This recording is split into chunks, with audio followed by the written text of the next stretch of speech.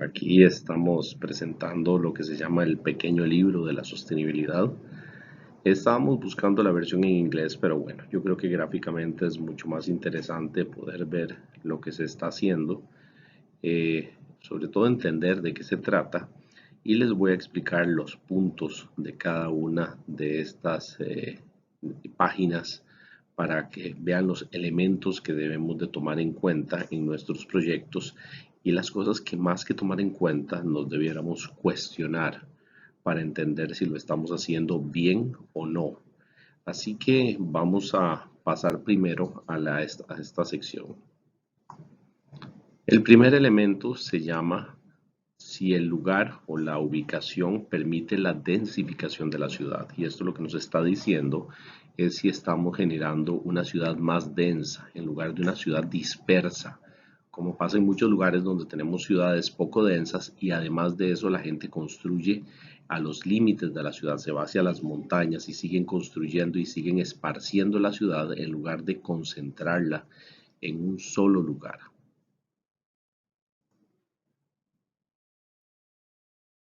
El segundo elemento nos habla que si existen o si se esperan estructuras o infraestructuras suficientes y satisfactorias para nuestro. Esto quiere decir que si tenemos lo suficiente líneas de agua potable, líneas de electricidad, conexiones de internet, todos los elementos que hoy día necesitamos para un proyecto, para que pueda funcionar de la forma correcta. Entonces, la ubicación de nuestros proyectos en lugares donde ya exista la infraestructura, pues es vital para no tener que construir nuevas líneas de tubería, nuevos postes, cableado, etcétera, solo para darle estas cualidades a nuestro proyecto y además de eso, desde el punto de vista municipal, nos damos cuenta que se vuelve muy caro la recolección de basuras para las unidades habitacionales o edificios que se encuentran más alejados de la ciudad. En el tercer punto nos dice que si la ubicación está conectada satisfactoriamente al transporte público o a una red de transporte público, que si los peatones tienen un transporte público accesible y sistemas motorizados alternativos. Entonces aquí vamos a las opciones que tenemos diferentes como lo pueden ser los autobuses, los microbuses, hasta las estaciones de vehículo compartido, los trenes urbanos, los subterráneos, los trenes de todo tipo de elemento móvil que nos ayude a que las personas puedan ir a sus lugares de trabajo. Tenemos en nuestra cuarta opción si existe la proximidad de servicios inmediatos, servicios de uso diario. A esto le podemos decir supermercados, hospitales, áreas deportivas como parques, si tenemos bancos, si tenemos restaurantes, centros de adoración, iglesias, todos estos elementos que utilizamos a diario y muchas veces necesitamos ir en automóvil porque nos quedan muy alejados. Lo importante aquí es ver si nuestra ubicación nos permite estar a por lo menos o menos de 800 metros de distancia a pie de cualquiera de estos lugares.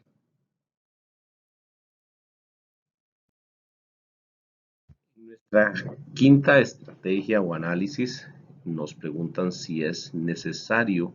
responder a las necesidades que estamos buscando o a las necesidades que tenemos con un nuevo edificio. ¿De verdad requerimos de un nuevo edificio o podemos utilizar algún tipo de edificio existente en la zona que pueda ser reconvertido o reutilizado para el mismo propósito? Aquí la idea es evitar el consumo de materiales crudos para hacer nuevos edificios, evitar las demoliciones cuando sea innecesario y siempre analizar si existe algún edificio que podamos tener en cuenta. En el número 6 nos preguntan que si la ubicación se beneficiará de una buena iluminación natural, de una buena luz del sol. Y recordemos aquí que la luz del sol puede ser perfectamente nuestro amigo para ahorrar energía, pero también puede ser nuestro enemigo a nivel térmico, donde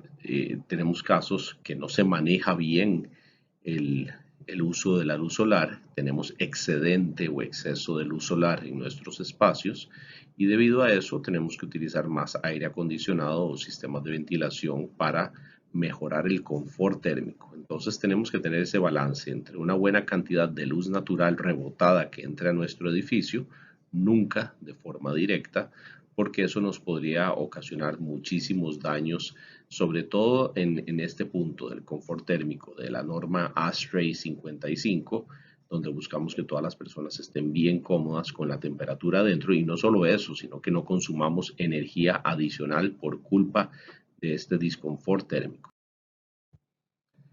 Después nos preguntamos si el suelo está contaminado. No sabemos si el suelo está contaminado desde un punto de vista de la existencia previa de edificaciones que hubieran podido contaminarlo. Podemos poner de ejemplo gasolineras, fábricas, lugares que hayan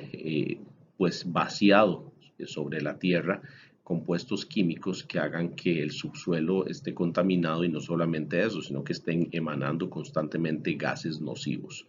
Entonces, si el suelo está contaminado, eso no significa que el proyecto sea totalmente desechado, sino que tenemos que hacer un plan de remediación para evitar todos los problemas que vengan con ello. Nos preguntan si la vegetación existente tiene la suficiente calidad, y cuando hablamos de calidad es de vegetación nativa, vegetación que pueda además de eso tener una buena absorción del CO2, vegetación que no requiere irrigación, que ojalá genere flores y frutos que sean aprovechables por pájaros y abejas, y además de eso que sean agradables para los seres humanos, que no vayan a generar alergias, que no sean hierbas que causen irritaciones,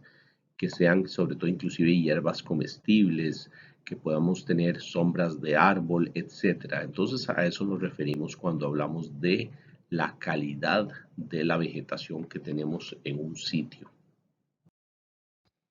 Además de eso, nos tenemos que preguntar acerca de los posibles elementos que tenemos en el contexto que nos pudieran generar enfermedades, elementos que nos puedan generar cualquier tipo de disconfort, cualquier tipo de molestia. Podemos hablar desde el ruido, así como lo son cosas que no vemos, como los campos electromagnéticos, las personas que ponen sus casas, sus oficinas, pues debajo de líneas de transmisión con altísimos campos electromagnéticos que pueden ser causantes inclusive de tumores cerebrales y muchos otros problemas, además de la cercanía de fábricas o lugares que puedan despedir gases, humo o partículas que sean dañinas para los seres humanos. Además de eso, vamos a revisar aquí si el edificio contribuye además al vecindario con la diversidad de usos. En muchos casos, si no tenemos usos diversos en el vecindario, como habíamos hablado antes, supermercados, librerías, eh, tiendas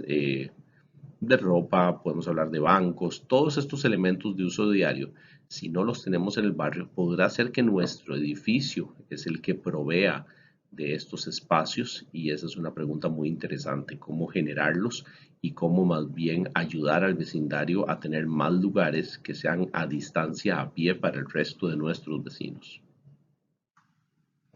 Entonces, aquí es donde vemos los edificios mixtos y vamos a tener el cuidado o la delicadeza de entender qué tan necesarios son o si definitivamente más bien van a contribuir con el comercio y la caminabilidad de nuestro vecindario. Nos preguntan que si el proyecto promueve la instauración de una mezcla social, evitar la gentrificación, esos barrios donde ya se identifica solamente un tipo de personas y más bien estamos tratando de que nuestros edificios busquen diversificar el tipo de población que existe en los vecindarios para crear lo que llamamos un mix social muy interesante, multicultural, muy diverso. Y hacia eso apunta el nuevo urbanismo, donde las personas empiecen a entender las diferencias como algo importante y además bastante necesario y empezamos a evitar esos vecindarios que clásicamente son de un tipo de persona o un tipo de grupo social, un grupo de tipo étnico, un grupo religioso, etcétera, porque eso lo que genera es separación social.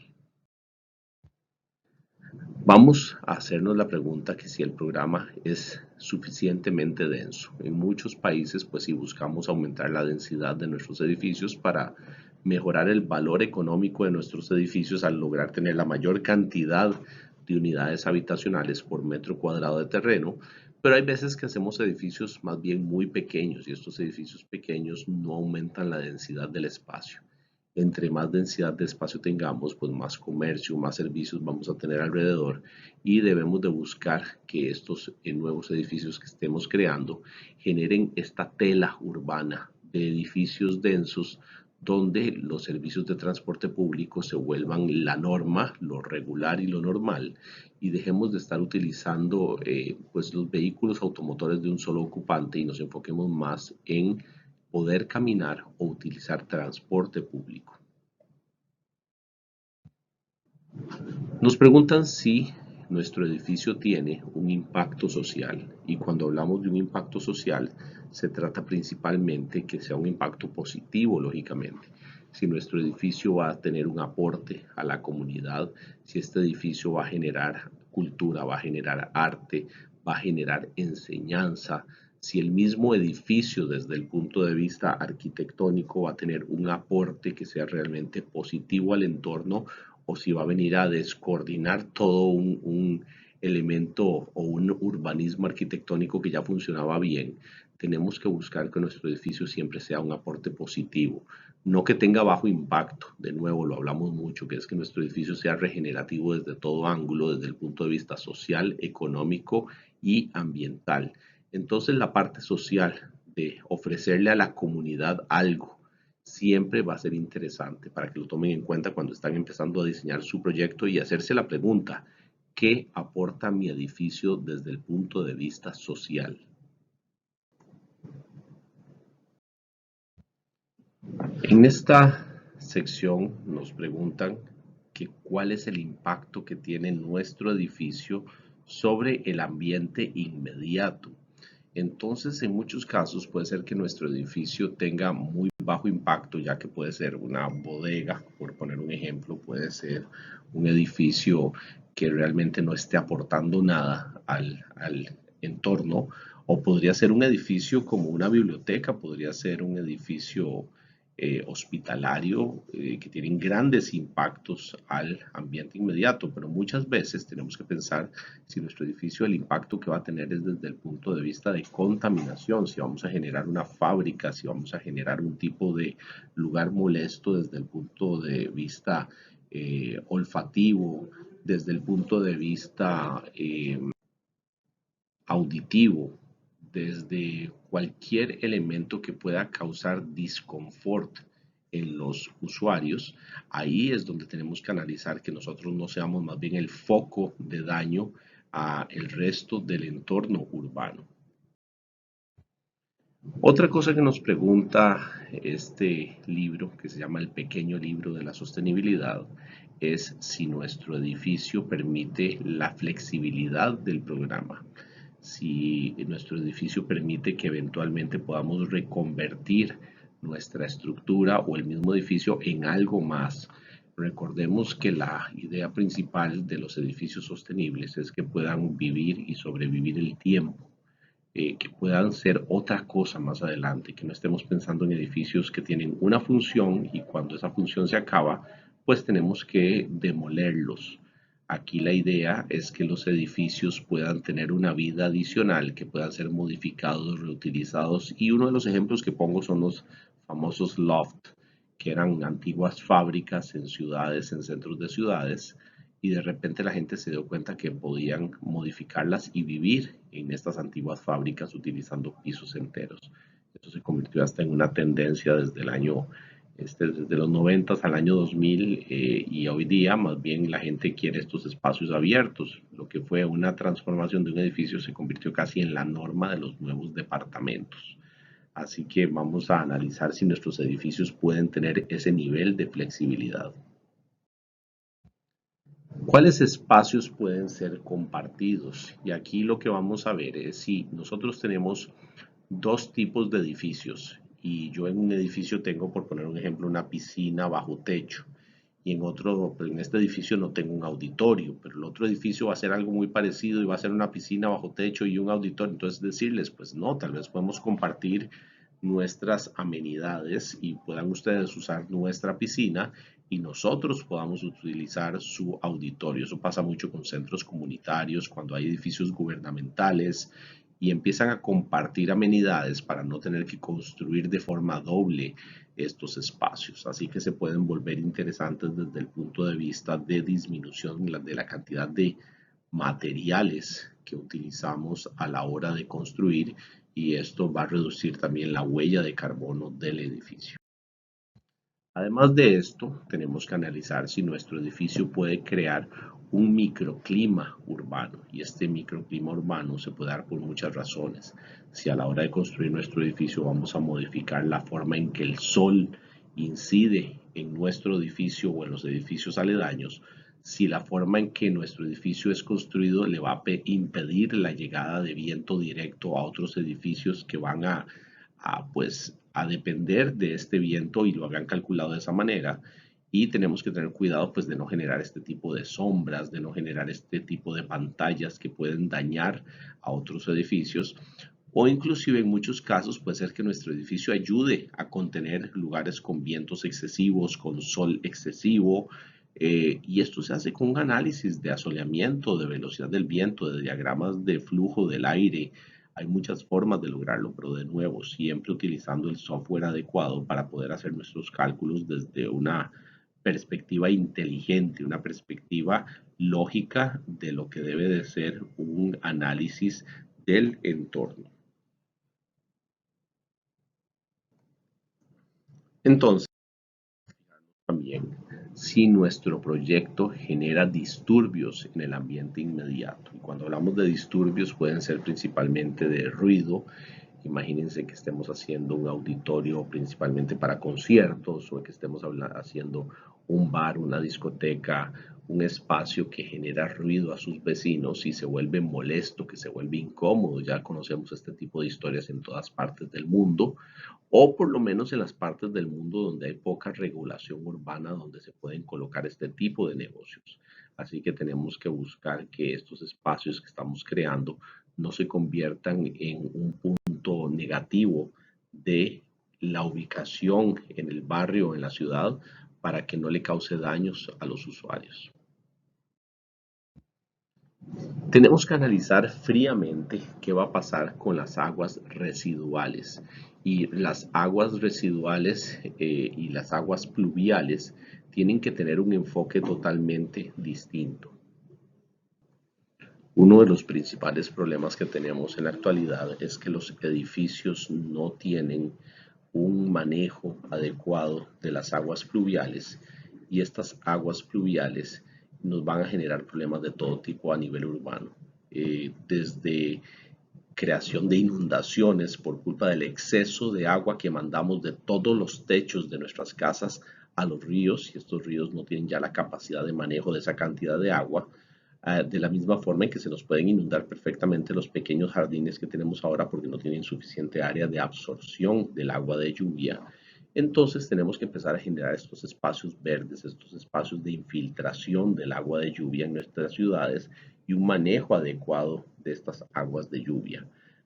Además de eso, tenemos que enfocarnos en el manejo de las aguas negras, las aguas hervidas, ya sea por sistemas de recolección o, además de eso, por sistemas de tratamiento de aguas, donde podamos tener un manejo adecuado de las mismas. Analizamos si nuestro edificio va a generarle sombra a nuestros vecinos, si va a ser dañino, si esa gente va a perder la capacidad de iluminación natural, o si puede ser beneficioso y tal vez tenían demasiada radiación en algunos momentos del día y el edificio lo está ayudando. Esto funciona en dos vías. Por eso tenemos que tener el cuidado de buscar y analizar a nuestros vecinos, no solamente en nuestro edificio, sino en total a todos los edificios que están alrededor nuestro, para ver cuál es el impacto que tienen ellos sobre nosotros y nosotros sobre ellos. Buscar la orientación óptima del edificio. Creo que ese es el paso uno en cualquier tipo de diseño arquitectónico, es buscar la orientación para saber cuál es la luz y la ventilación que quiero encontrar o proteger. La mayor parte de los problemas en un edificio se deben no solamente a los materiales con los que están hechos, sino a esta orientación, a la forma de sus ventanas, la cantidad de vidriado, a la cantidad de ventilación natural si es que la tiene, o a la incidencia directa de la radiación solar sobre estas ventanas, generando espacios más calientes al interior, y esto pues viene en conjunto con un uso mayor de energía para aire acondicionado. ¿Podemos beneficiarnos acaso de los espacios exteriores de nuestro edificio para generar microclimas? En los países tropicales nos damos cuenta de la existencia de estas terrazas, de estas zonas abiertas, de los balcones, que los aprovechamos muchísimo. Es muy abierto en nuestra cultura pues tener fiestas, reuniones, sentarnos allá afuera, disfrutar del día, inclusive buscar un poco de frescura en algunos casos. Pero estos microclimas son altamente apetecibles en muchos lugares donde pues hay buena vista, hay buena ventilación, no hay tanta incidencia solar porque estos aleros protegen al mismo espacio interno, pero sobre todo es buscar que las personas tengan esta conexión con el exterior, al buscar espacios que los dejen salir un rato de este encierro que normalmente nos hemos acostumbrado a estar trabajando en nuestras casas o oficinas, y este rato de salir, ver la luz, el color de la luz, sentir una temperatura adecuada con respecto al contexto, esto es importantísimo para la salud humana. Estamos preservando o hay vegetación que merezca ser preservada. Este elemento lo tomamos en cuenta muchísimo hoy en día, sobre todo si los árboles y vegetación que están en el sitio son nativos y han estado ahí pues siempre, pues lo correcto es mantenerlos y trabajar el proyecto arquitectónico alrededor de ellos. Así que nos vamos enfocando no solamente en preservar, sino en introducir de nuevo vegetación nativa a nuestro proyecto para regenerar el sitio y utilizar vegetación nativa, ojalá en nuestros techos verdes, utilizar vegetación nativa que no requiere irrigación, y así reducimos cualquier posible consumo, no solamente en agua, sino en sistemas de bombeo y en equipos adicionales. Así que la preservación de la vegetación nativa de alta calidad es vital no solo para el factor económico y de consumo del edificio, sino también para todos los beneficios de salud humana que pueden traer estos espacios verdes que conecten a los usuarios del edificio con el exterior. Nuestro edificio puede generar un nuevo o tener la oportunidad de crear un nuevo biotipo, es generar un nuevo espacio. ¿Será que nuestro edificio se vuelve un catalizador para que lo que está alrededor sea renovado? Que con el diseño de nuestras áreas exteriores en conjunto con la masa de nuestro edificio podemos generar una nueva visión urbana de lo que debiera ser un espacio tanto construido como el espacio verde que está circundante al edificio. Entonces podemos generar muchos elementos desde los elementos de cobertura de sombra, como lo pueden ser los elementos que manejan el agua de lluvia, the bioswales, elementos de captura, elementos de infiltración, generar parque, generar áreas para descanso, para caminar, para sentarse, para disfrutar de la naturaleza. Entonces tenemos muchísimas oportunidades siempre y cuando sepamos encontrarlas. Además de eso, podemos hacer que nuestros edificios y los espacios exteriores eviten la impermeabilización de los suelos. Podemos o nos estamos dando la oportunidad de levantar nuestros edificios lo suficiente para que el suelo no se vea afectado y que las aguas de lluvia sean de nuevo infiltradas en los espacios exteriores disponibles, y lograr esta infiltración por medio de la lluvia directa o por manejo de infiltración a profundidad del agua de lluvia. Entonces hay muchas formas de lograrlo. Sabemos muy bien que aquí es un asunto de diseño arquitectónico, levantando nuestros edificios del suelo, lograr espacios verdes que tengan el suelo o el tipo de suelo adecuado alrededor del edificio para que el agua se infiltre sin ningún problema y tener la vegetación adecuada, ya sea alrededor del edificio o encima del edificio. Recordemos que los jardines verdes son de las mejores opciones que tenemos para poder, perdón, los jardines verdes no, las azoteas verdes, todos los jardines son verdes. Las azoteas verdes son de los mejores elementos que tenemos para lograr manejar la temperatura del edificio, el acceso a espacios exteriores, la preservación de vegetación nativa, el manejo de agua de lluvia, reducir las islas de calor, etcétera. Entonces es un elemento definitivamente a ser considerado. Se puede minimizar la cantidad de suelo, la cantidad de tierra que estamos moviendo a la hora de generar un proyecto. Y uno de los puntos más importantes a la hora de tratar de evitar mover suelos no es solamente el impacto ambiental que tiene mover tierra de un lugar al otro, sino que es mover las plantas, los ecosistemas que puedan estar dependiendo de este terreno y además moverlo de un lugar al otro conlleva uso de energía con equipo especializado, además de eso generar una mayor estructura de soporte cuando tenemos muros de retención, muros de soporte, cuando tenemos todo tipo de infraestructura adicional que hay que hacer por este tipo de cambios en la morfología del suelo. Así que vamos a tratar de construir nuestros edificios utilizando elementos que nos permitan que el mismo edificio se adapte a las condiciones topográficas del terreno y no tratar de siempre hacer plataformas perfectamente planas donde sentar nuestros edificios. Nos preguntan aquí que si el proyecto provee circulación para peatones y para ciclistas. Y aquí es donde ya tenemos que empezar a incorporar el tema de las ciclovías, el tema de la caminabilidad, para que nuestro edificio no sea un obstáculo para cruzar las ciudades. Ya sabemos que los edificios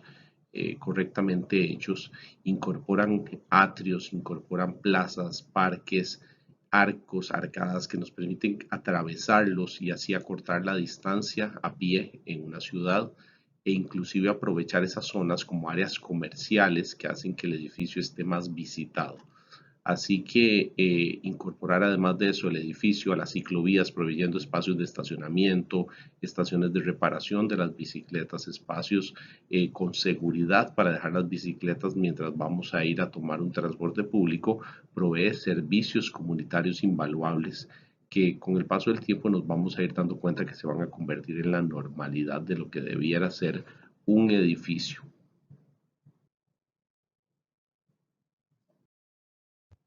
Además de eso, nos preguntan que si los accesos son únicos para todos los usuarios o si las personas con movilidad reducida también van a poder utilizar estos espacios. Así que los edificios pueden estar lo que queramos separados del suelo, pueden estar sin causar problemas de movimientos de tierra, movimientos de suelos, pero generan problemas adicionales de movilidad y uno de los elementos que vamos a tomar en cuenta es el uso de rampas, niveles y cualquier otro sistema que nos permita que cualquier persona con problemas de movilidad, ya sea en silla de ruedas, inclusive si son problemas visuales, si son problemas de cualquier otro tipo, puedan acceder de cualquier forma a nuestro edificio con un sistema que sea lógico y que tenga las inclinaciones adecuadas, no con sistemas donde se provee una rampa y se espera que la persona de forma milagrosa pueda subir en rampas con pendientes muy altas. Así que este elemento ya en muchas legislaciones, como en el caso de Costa Rica con la ley 7600, nos obligan a tener estos accesos.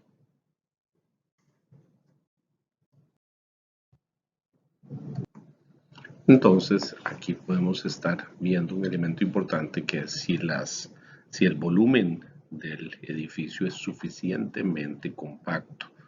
si tiene dimensiones exageradas, si está ocupando más terreno del que necesita, si los jardines internos deben ser, en lugar de jardines internos, pues ser plazas, o al revés, si más bien queremos que los espacios verdes estén alrededor. Todo eso tenemos que tomarlo en cuenta por un sencillo elemento que es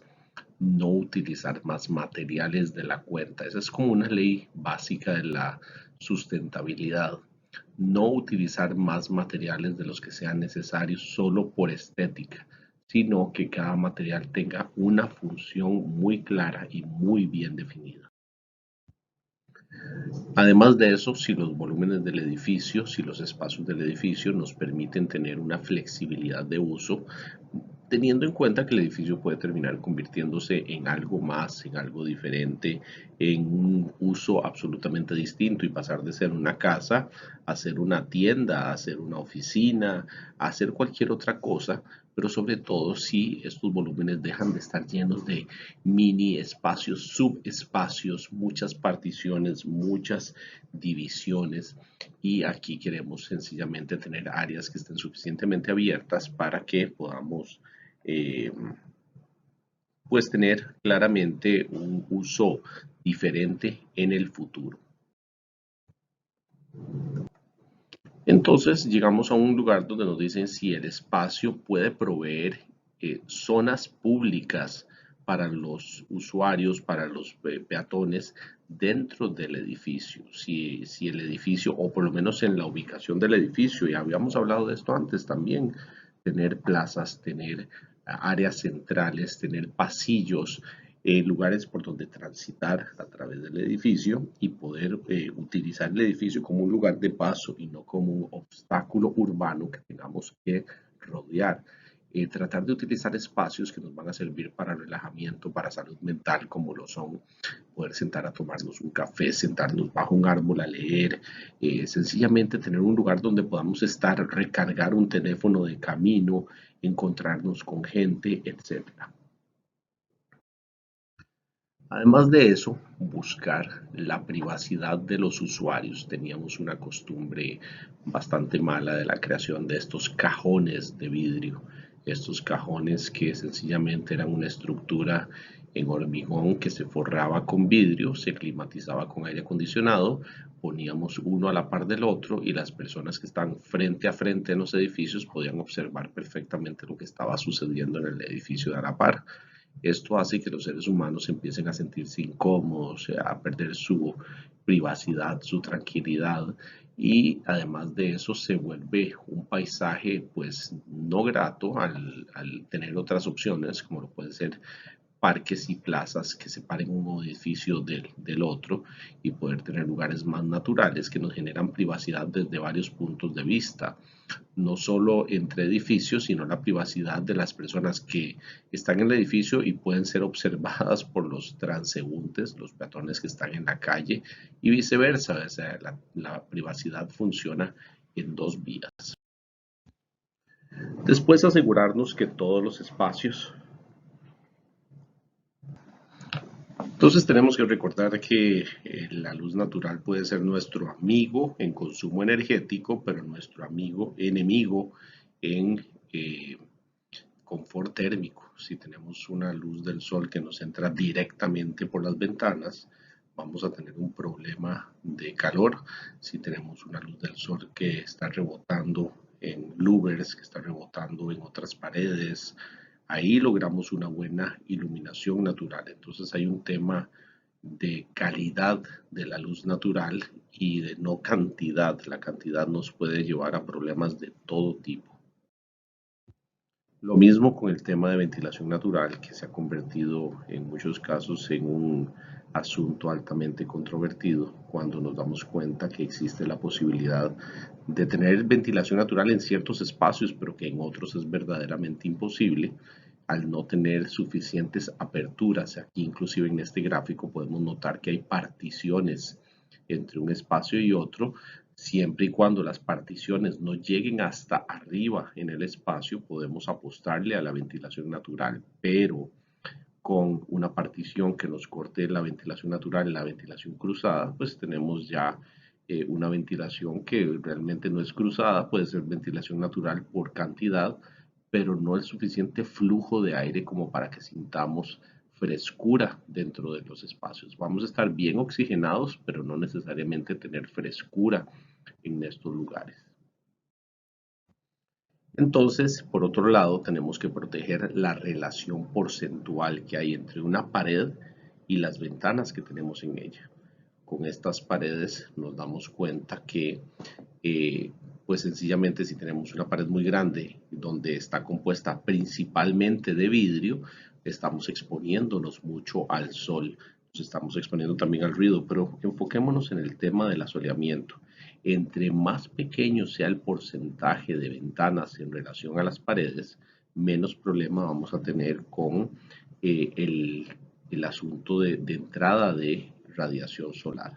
Así que ahí es donde nos damos cuenta que tenemos que evitar hacer ventanas muy grandes o, en su defecto, si tenemos paredes que están dando en una orientación donde nunca vamos a tener radiación solar directa, pues podríamos tener una gran proporción de la pared en vidrio para aprovechar esa luz. Pero de nuevo, depende de la orientación del edificio. Además de eso, tenemos que ver si nuestras fachadas están protegidas correctamente del sol, no solamente lo que sea vidrio, sino las fachadas. Las fachadas son elementos físicos que nos protegen del sol, de la lluvia y del viento, pero también sufren con ellos, sufren de la humedad, sufren de la radiación y del calor que produce la emisión de calor por la radiación solar, enviando esta radiación, perdón, emitiendo este calor hacia lo interno del edificio, mandando el calor hacia adentro del edificio. Entonces, por medio de espacios que se diseñen, que tengan una arquitectura correcta, estamos encontrándonos con formas de proteger el edificio, ya sea con vegetación, ya sea con aleros, con louvers, elementos estructurales, etcétera, que nos ayuden a tener una protección adecuada de estos espacios. Y podemos ver que uno de los elementos que estamos buscando es poder tener espacios de transición donde se puedan sentir los dos ambientes. O sea, podemos tener el espacio interior con una temperatura y el espacio exterior protegido con otra temperatura, lo que llamamos espacios de verdadera transición entre eso y la temperatura verdadera externa al sol. Entonces, buscamos este espacio tipo terraza, balcones o cualquier lugar que nos pueda generar un pequeño microclima que también nos sirve para reducir el ingreso de temperaturas de radiación directa en las habitaciones, como lo pueden ser los puentes térmicos, los marcos de ventanas al calentarse directamente con el sol. Encontramos con un elemento interesante como lo pueden ser los espacios semicubiertos, las pérgolas, las zonas que queremos proteger del viento y del sol, sobre todo para generar también zonas donde podamos bajarnos de un automóvil, zonas donde podamos estar cubiertos del sol directo, acompañado además de los árboles, donde tal vez podamos sentir la lluvia, pero no directamente, y podamos movernos entre un edificio y el otro. Así que es importante tomar en cuenta estos elementos que muchas veces son vistos como de jardinería, pero hay que analizar que hay espacios que se deben de poder utilizar en el exterior y muchas veces se generan jardines, pero no los espacios suficientes para poder sentarnos a disfrutar de esos jardines. Además de eso, analizar qué tipo de aguas podemos guardar, recolectar. Si es posible guardar el agua de lluvia, las aguas grises y cuáles usos le vamos a dar. Mucha gente cree que el agua de lluvia se recolecta para irrigación. Y eso es cierto tal vez para jardines internos, para maceteras internas que no requieren tanta agua, pero la realidad es que el agua de lluvia normalmente se recolecta para utilización en inodoros, ya que los inodoros por lo menos podemos garantizar durante varios meses al año que van a tener agua de a gratis. Pero si guardamos agua para irrigación, pues normalmente la estamos guardando en los meses en que ya de por sí llueve y las plantas exteriores reciben esa agua, pero si tratamos de guardar esa agua para el verano, pues va a ser muy poca agua la que vamos a tener disponible, ya que las cantidades de agua que se usan en el exterior son a veces muy altas. Unos años veíamos cómo los techos eran utilizados sencillamente como eso, como la cobertura de un edificio,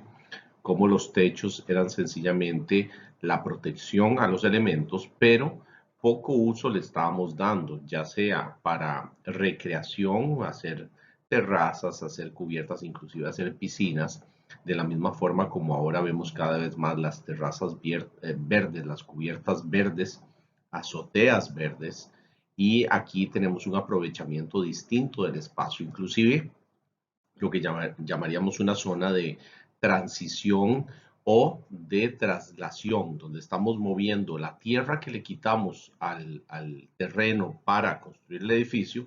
y trasladarla a la parte superior y mantener la vegetación que le estábamos robando al planeta. Y en otros casos, inclusive para la colocación de paneles fotovoltaicos, sistemas de turbinas eólicas, etcétera.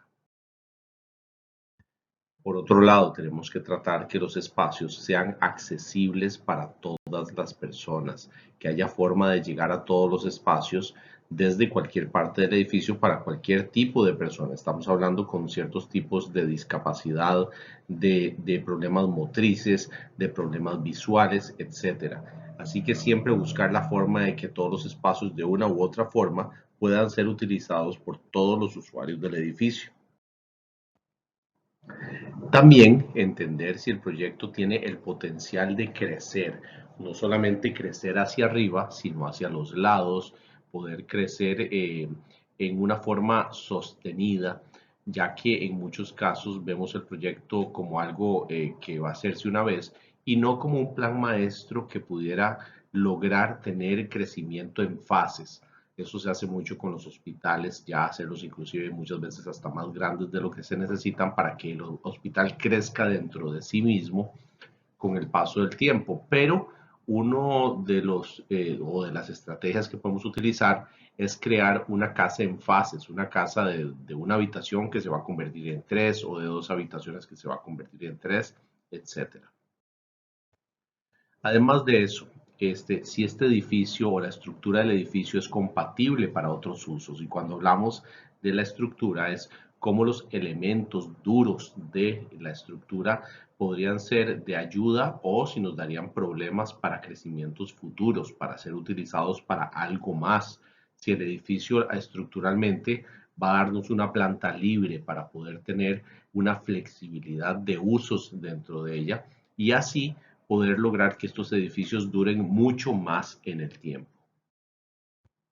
Además de eso, buscar que las distancias entre los edificios sean optimizadas, que no sea tanta que la caminata entre un edificio y el otro se vuelva pues un poco tediosa e inclusive que nos haga o nos obligue a tener más aceras. Recordemos que cada vez que generamos una acera estamos generando o estamos tapándole la entrada de agua al subsuelo. Cada vez que generamos más caminos, cada vez que hacemos más calles, la idea es siempre que nuestros edificios estén lo más cerca posible, lo que llamamos un clustering, un agrupamiento de edificios, y así ellos no van a tener que generar tantos espacios de movimiento, ya sea de peatones o de vehículos. Entonces, aquí la idea es optimizar estas distancias para que sean lo suficiente, pero tampoco que queden muy alejadas.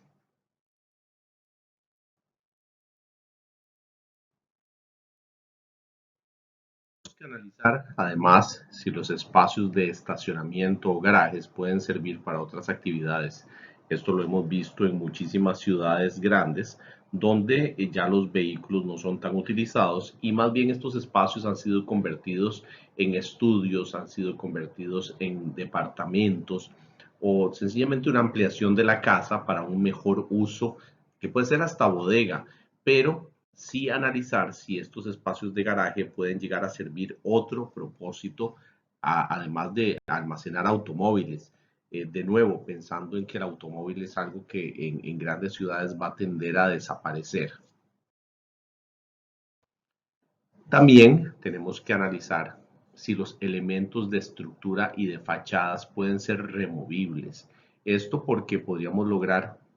desde cosas tan sencillas como cambiarle el aspecto a la fachada, como además poder modificar la fachada en formas en que sea más funcional desde el punto de vista de ahorro energético, mejoramiento del aislamiento, mejoramiento de las condiciones o del mismo acabado por temas estéticos. Entonces, estas fachadas removibles o estos elementos removibles nos ayudan también para que los edificios sean altamente reciclables y que la estructura pueda ser reutilizada más adelante sin necesidad de demoliciones fuertes. Hemos visto todo tipo de fachadas en aluminio, fachadas inclusive en arcilla, con piezas de arcilla que se quitan de la misma forma que unas láminas de teja, de techo en arcilla. Entonces el edificio tiene esta flexibilidad para poder inclusive respirar sin perder esta capacidad de protección, sobre todo a la radiación solar.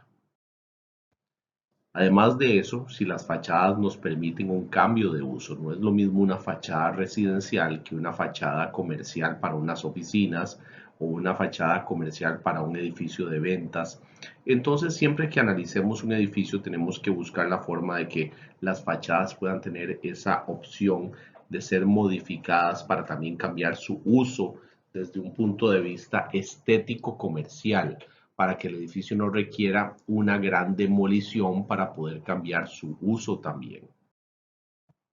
Nos dice que si los materiales con los que de la estructura pueden ser reutilizados o reciclables. De nuevo, si yo voy a hacer una fachada en vidrio o voy a hacer una fachada en aluminio, voy a hacer una fachada que necesite ser desmontada luego, pues busquemos que esos materiales sean altamente reciclables para que no estemos generando materiales basura que no haya forma de ser reutilizados o reciclados más adelante en el ciclo de vida del edificio. Recordemos que queremos edificios que puedan vivir constantemente, donde su estructura pueda ser un elemento que nos ayude a mantener vivo este edificio sin tener que utilizar materiales que hayan sido extraídos de forma, o materiales crudos que hayan sido extraídos de la tierra de forma no sostenible.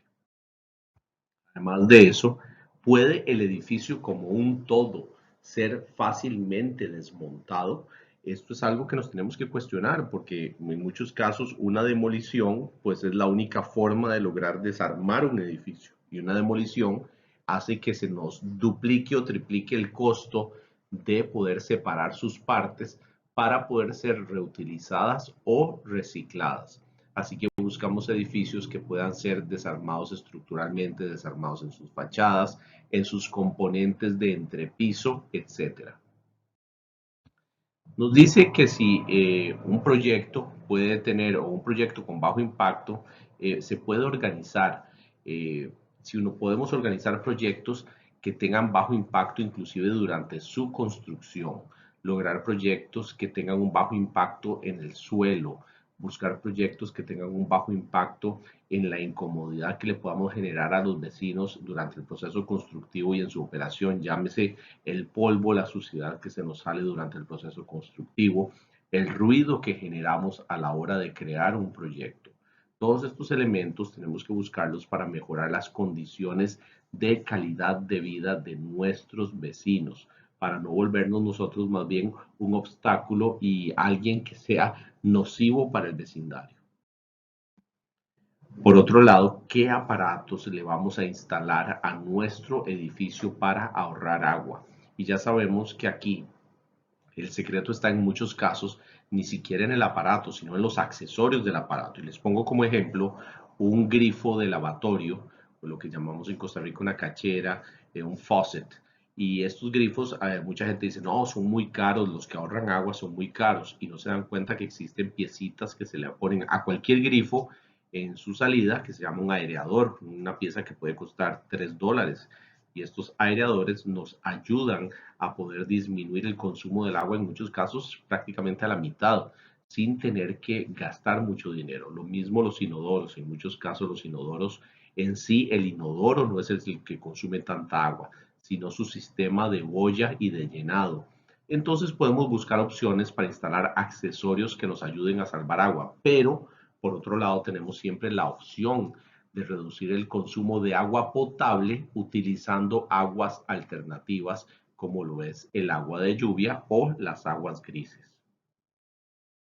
Además de eso, si nos dicen si hay una separación clara entre lo que es la estructura, la fachada y los acabados, justamente para poder lograr un desarme sencillo de todas. Esto del desarme sencillo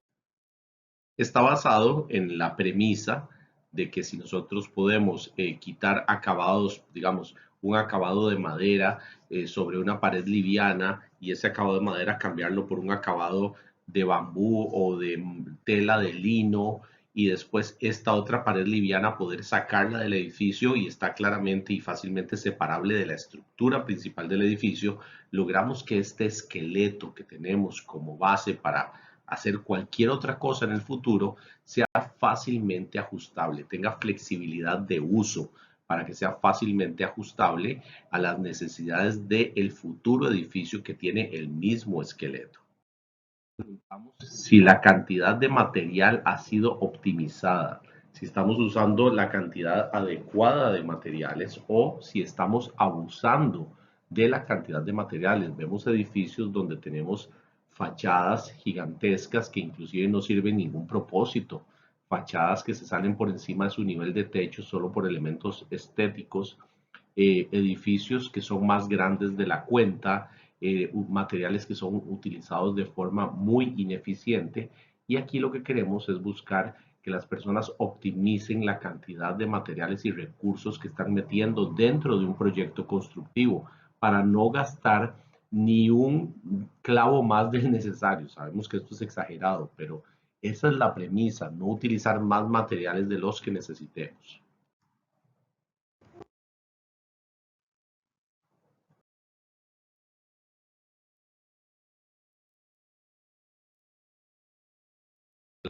Elementos que olvidamos constantemente es que hay materiales que transmiten el calor del interior al exterior y viceversa, materiales que transmiten el calor de la radiación del sol desde el exterior hacia el interior.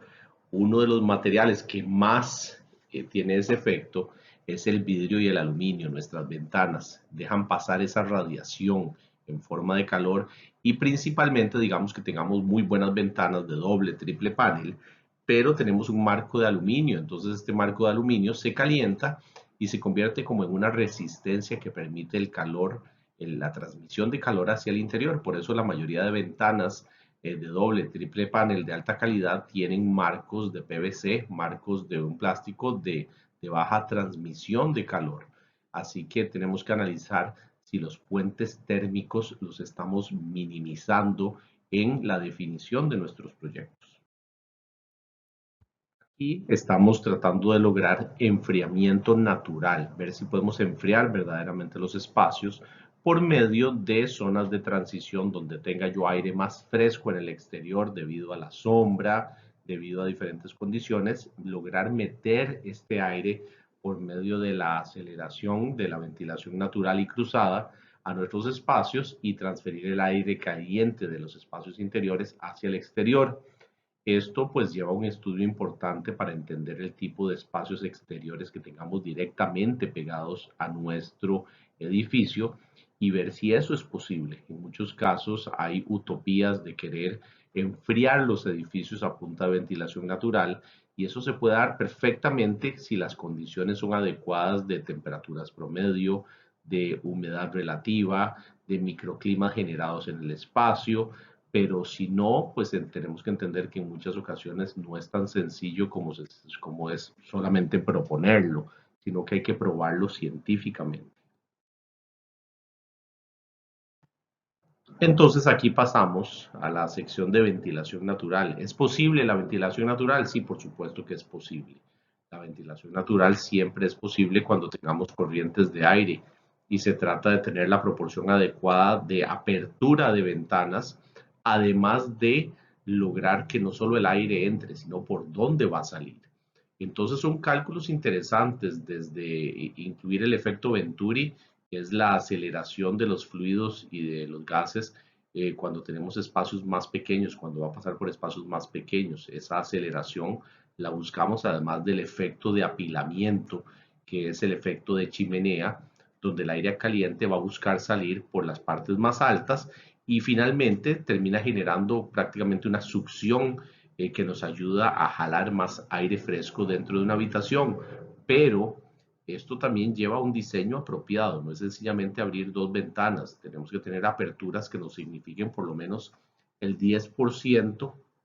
de toda nuestra área de piso de habitación. Por ejemplo, si tengo una habitación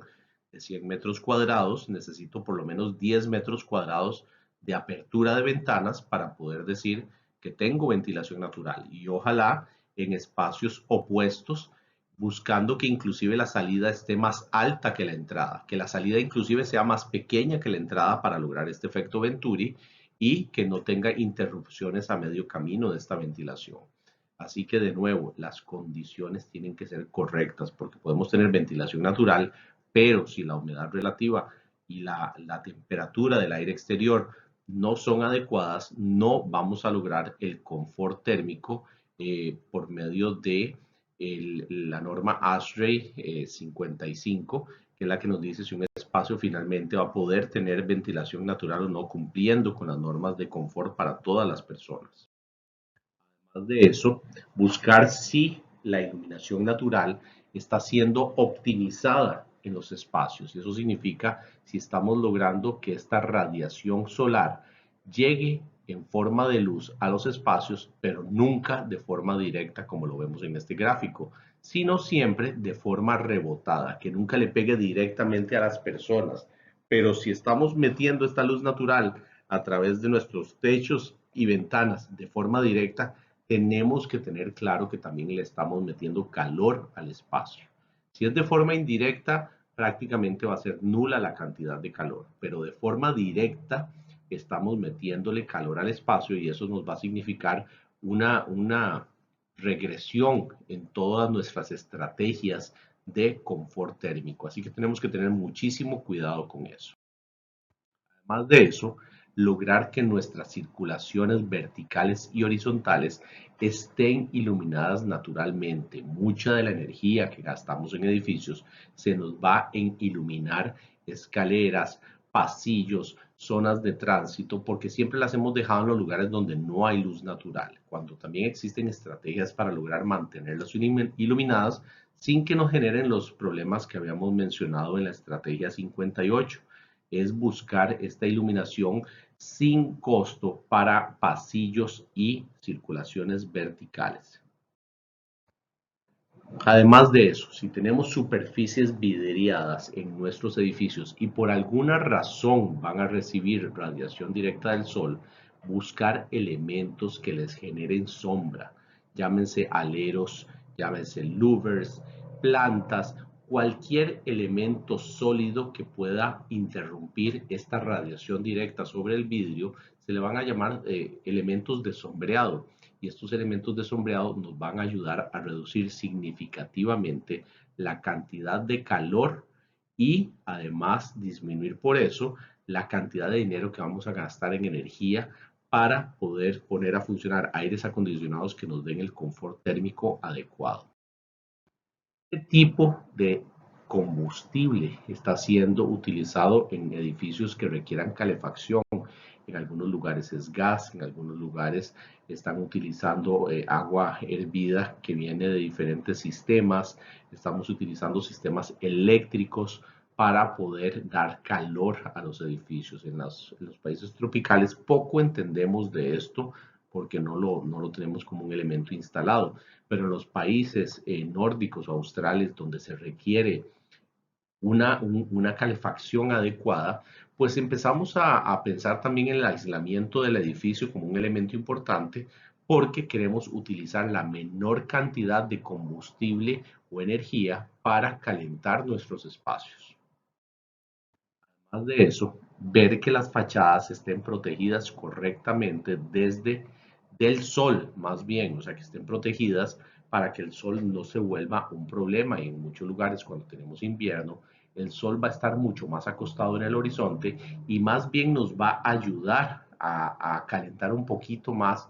estos espacios. Entonces, un buen análisis solar que vamos a estar presentando en un próximo video, cómo se hace un análisis de asoleamiento en un modelo 3D en SketchUp, por ejemplo, o en Revit, nos ayuda a entender durante diferentes etapas del año cómo se comporta el sol, si nos va a ayudar o nos va a dañar a diferentes horas del día. Vamos a tomar en cuenta la salud de los ocupantes en el diseño. Esto es sumamente importante, sobre todo con lo que tiene que ver con la emisión de gases nocivos, llámese gases de producción, los gases de los vehículos, los gases que podamos recibir del exterior del edificio, además de los elementos que ponemos en el edificio cuando lo estamos construyendo, materiales que emiten gases nocivos, cualquier material basado en plástico, todo lo que son pinturas, pegamentos, adhesivos, capas aplicadas en sitio, maderas contrachapadas, normalmente van a tener lo que se llaman VOCs, compuestos volátiles orgánicos, y estos compuestos volátiles orgánicos son altamente dañinos y son cancerígenos. Todo esto que nos huele a nuevo, normalmente es debido a los pegamentos y a los plásticos que tienen incluidos en su manufactura, y por eso tenemos que tener un alto nivel de cuidado para evitar estar expuestos a este tipo de gases. De eso, si los materiales que estamos utilizando son biobasados y de fuentes renovables, para poder saber que son materiales que verdaderamente son sustentables, que la naturaleza puede producir suficiente de estos materiales sin estarlos perdiendo en su proceso de renovación. Hablamos de un material sustentable o de alta o de fácil renovación cuando tienen un periodo de crecimiento menor a los 10 años. Podemos hablar de bambú, podemos hablar de ciertas maderas, podemos hablar de algodón, de lino, etcétera. Así empezamos a incluir materiales que tengan estos periodos de crecimiento rápido y que no vayan a dañar del todo a la naturaleza en su producción y manufactura. Además de eso, ver que los materiales que estamos instalando permitan una fácil reutilización o reciclaje, donde no contengan tantos compuestos que los vuelven difíciles de reciclar, por ejemplo, o donde tienen tantas capas y tantos elementos que su reutilización es casi imposible. Busquemos materiales más básicos, más sencillos de instalar, pero también sencillos de desinstalar, que puedan ser fácilmente movidos a otro lugar o que tengan un proceso muy sencillo de reciclaje. Además de eso, buscar materiales que tengan una energía acuerpada baja. Eso significa materiales que todo su proceso de extracción, transporte, manufactura, transporte de nuevo local, transporte internacional marítimo o aéreo, su nuevo transporte en su nuevo destino y su instalación, pues lógicamente van a tener un alto nivel de energía acuerpada, toda esa energía que se requirió para crearlos, transportarlos e instalarlos, versus materiales locales con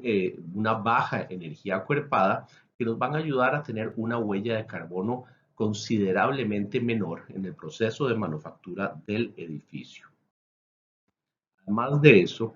cómo fueron creados e instalados estos materiales desde el punto de vista social. Si estos materiales requirieron una mano de obra casi esclavizante para ser extraídos, con muy malas condiciones, y además en su proceso de instalación, hemos oído historias de terror en otros países en procesos constructivos donde las personas son prácticamente esclavos, tanto en la manufactura de los materiales como en la construcción de los edificios. Entonces, para nosotros es importante conseguir materiales que vengan de fuentes claramente certificadas, donde el trabajo es remunerado de una forma lógica y consistente, equitativa, etcétera, pero principalmente donde no se está utilizando a las personas para cumplir con una meta económica de una empresa. Y sabemos y estamos claros que normalmente las empresas grandes pues tienen buenas cualidades de trabajo, pero también tenemos que tener cuidado que muchas veces consideramos ciertos materiales locales sin darnos cuenta que detrás de esos materiales locales hay personas trabajando en muy malas condiciones. Ver si la operación y el mantenimiento del edificio es sencilla, qué tan económica es, qué tan sostenible es, si esta operación del edificio, por la forma en que fue diseñada, simplifica la forma y baja los costos, en lugar de subir los costos como nos pasa en algunos edificios donde sencillamente ponemos unas gigantescas fachadas de vidrio que al final resulta ser lo más sencillo de hacer, sin darnos a la tarea de pensar que eso requiere un mantenimiento difícil, con equipos difíciles de operar, caros de operar, que llevan costos ocultos desde el principio, que no nos dejan ver que este edificio se podría volver una máquina con un costo muy alto de operar, con una ineficiencia alta desde el punto de vista energético, con una ineficiencia alta desde el punto de vista de manejo del agua potable. Entonces, tenemos que pensar en edificios que funcionen de una forma optimizada desde el día que los estamos concibiendo. Además de eso, si tenemos el área suficiente planificada para el edificio,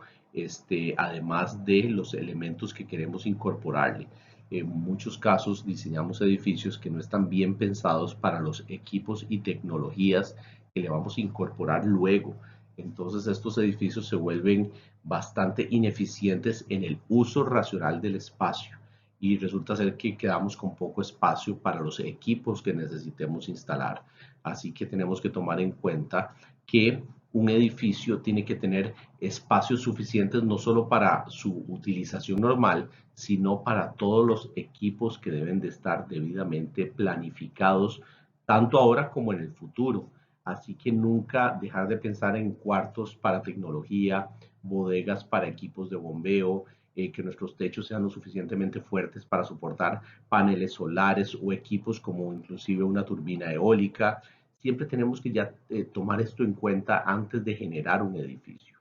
Así que con esto cerramos lo que llamamos nuestro pequeño libro de la sostenibilidad, con estos elementos básicos a ser tomados en cuenta para nuestros edificios a la hora de empezar a diseñar. Entonces este es un libro que tenemos que leer y nos va a generar muchas ideas de qué debiéramos meter como estrategias antes de hacer nuestros bocetos también. No es sencillamente tirar bocetos desde el día uno, es tener claro lo que queremos hacer para después con estas ideas empezar a generar bocetos. Así que espero que esta lectura y esta explicación de estas 69 estrategias haya sido de gran utilidad. Nos estamos viendo.